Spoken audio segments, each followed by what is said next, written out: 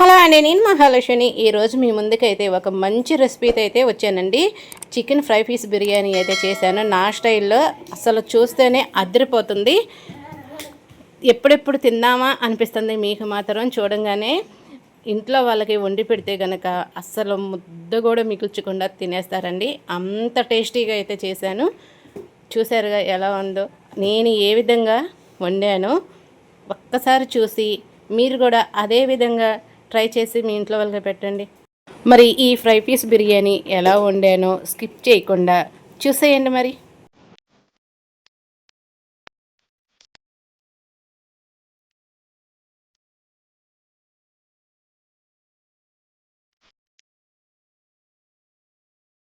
Chicken dum biryani ఇదివరకే చేస్తాం కదా. ఇప్పుడు చికెన్ ఫ్రై పీస్ బిర్యానీ అయితే చేస్తున్నాను. దానికి కావాల్సింది ముందుగా చికెన్ని శుభ్రం చేసుకొని తీసుకున్న. ఇది కేజీ ఉంటుందండి, కేజీ చికెన్ అనమాట. దీంట్లో ముందుగా అల్లం పేస్ట్ 1 స్పూను, కొంచెం సాల్ట్, కొంచెం పసుపు, 2 స్పూన్ల కారం, కొంచెం ఆయిల్, 1 స్పూన్ పెరుగు, కొంచెం నిమ్మకాయ పిండుకోవాలి.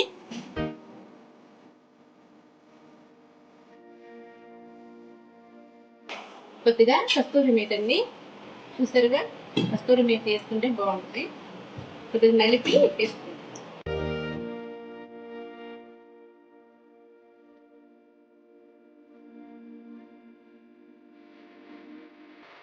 డైరెక్ట్ అలా వేసుకునే కన్నా ఇలా నలిపితే బాగుంటుంది. ఇప్పుడు అంతా మొత్తం కలుపుకోవాలి.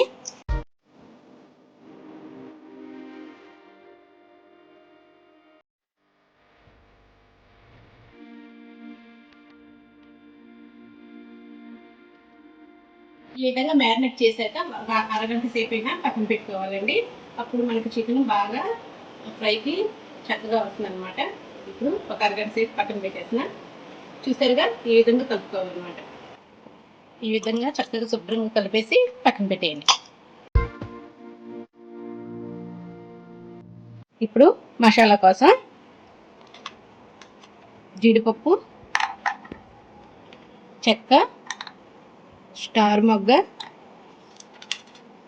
లవంగాలు, యాలకులు, అలాగే బిర్యానీ ఆకు ఇలాగా తుంపి వేసుకోండి.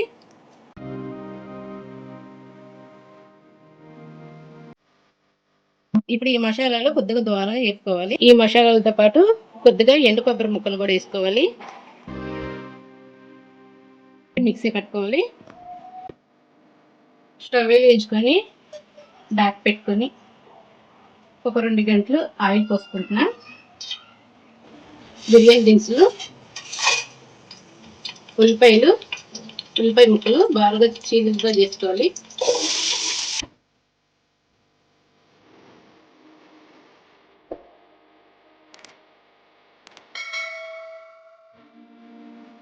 ఉల్లిపాయ ముక్కలు గోల్డెన్ రంగులో రావాలండి, బాగా ఫ్రై అవ్వాలి.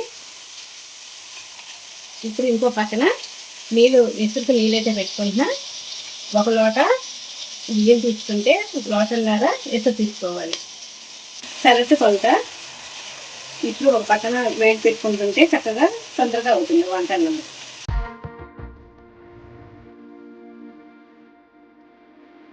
పచ్చిమిర్చి, పుదీనా, కొత్తిమీర,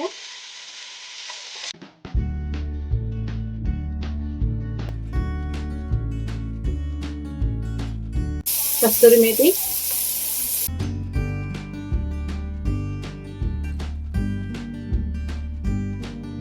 అల్లం వెల్లుల్లి పేస్ట్,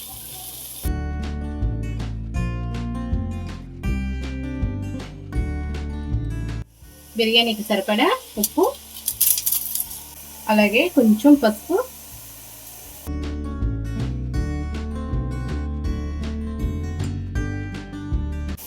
బిర్యానీ మసాలా అండి, ఎవరెస్ట్ మసాలా అన్నమాట.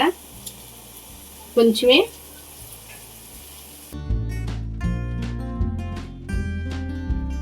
ముందుగానే కాగపెట్టుకున్నాను కదా, ఈ వాటర్ పోసేసుకోవాలి ఇందులో.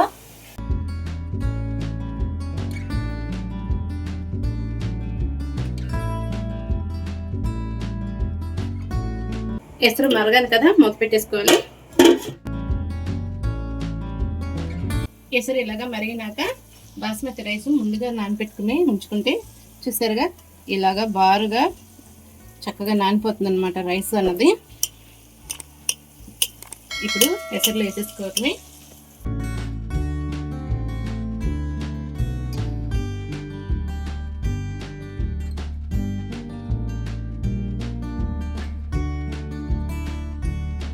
ఇప్పుడు ఒకసారి ఇలాగా రైస్ని అంతా కలుపుకోండి.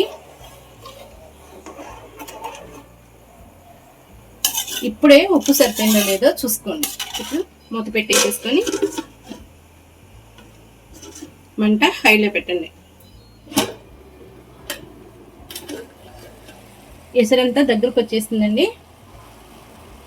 ఇప్పుడు మంట మిడిల్లో పెట్టుకొని మూత పెట్టేసుకొని మంట మిడిల్లో పెట్టుకొని ఒక పావు గంట సేపు మిడిల్లోనే మగ్గించాలి అన్నాను మొత్తాన్ని. ఇప్పుడు బిర్యానీ పక్కన పెట్టేసానండి, అది అయిపోయి వచ్చింది కదా. ఇప్పుడు కూర రెడీ చేస్తున్నా. ముందుగా స్టవ్ మీద కళాయి పెట్టుకొని, అంటే స్టవ్ వెలిగించి కళాయి పెట్టుకొని సరిపడా ఆయిల్ వేసుకోవాలి.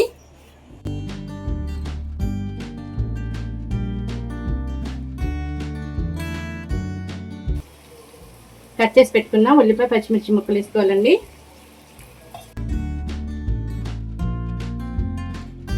కరివేపాకు,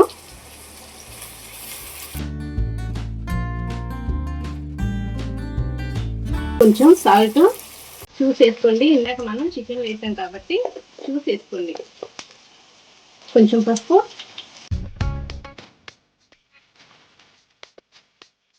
ముందుగా కలిపి పెట్టుకున్న చికెన్ మిశ్రమాన్ని మొత్తం వేసేయాలండి.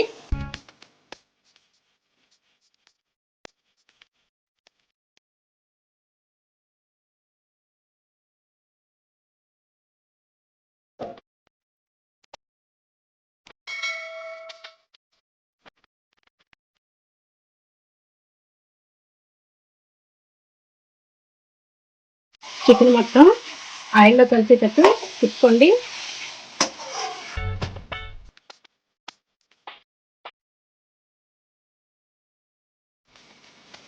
ఇప్పుడు మూత పెట్టేసుకోవాలి. మంట మిడిల్లో పెట్టండి. 2 టమాటాలు చిన్న సైజు ప్యూరీ పట్టుకోవాలండి. ఈ ప్యూరీని కూడా ఇందులో వేసేస్తున్నా.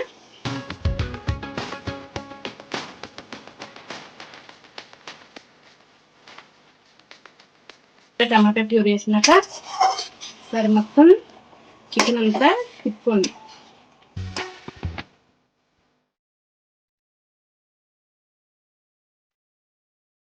ముందుగా మిక్సీ పెట్టుకున్న మసాలాలను కూడా వేసేసుకోవాలి.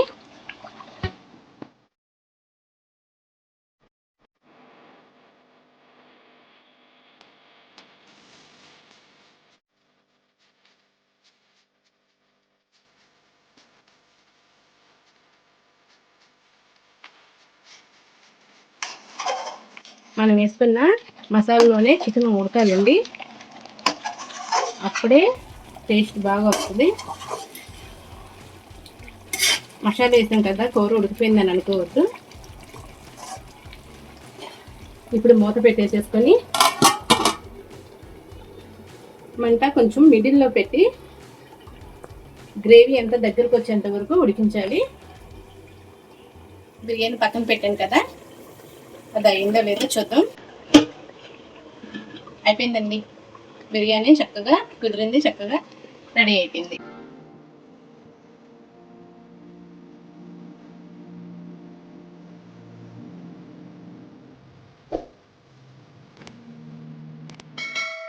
చికెన్ అయితే రెడీ అయిపోయిందండి. ఇప్పుడు చివరగా కొత్తిమీర వేసుకోవటమే.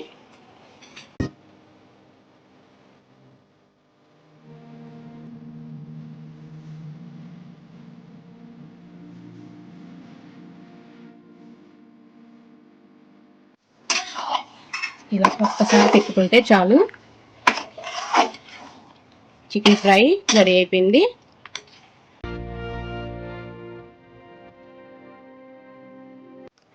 ఇంట్లోనే చాలా సింపుల్గా చేసేసుకోవచ్చు. కొంచెం ఈ గ్రేవీ అన్నది ఉండాలండి, ఎందుకంటే మనం బిర్యానీలో తిన్నాం కదా, అందుకని కొద్దిగా ఈ గ్రేవీ అన్నది ఉంచుకోవాలి. స్టవ్ పెట్టేసుకోవడమే.